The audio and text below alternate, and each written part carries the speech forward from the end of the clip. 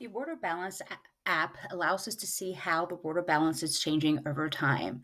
We can look at the water balance with these different parameters of soil moisture, snowpack, precipitation, evapotranspiration, runoff, and changing storage.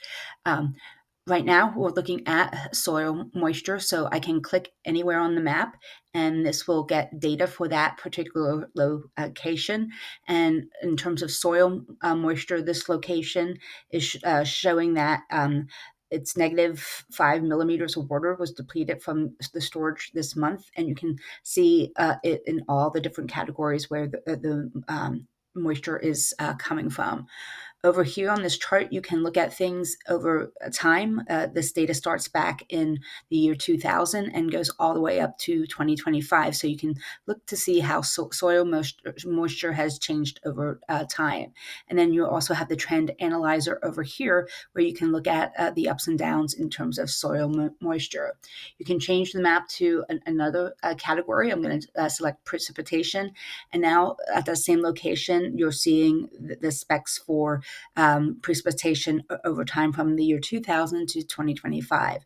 What's really neat about this is that you can download the water balance data as a CSV for the location in which you're clicked. So if I click download water balance data, go to save,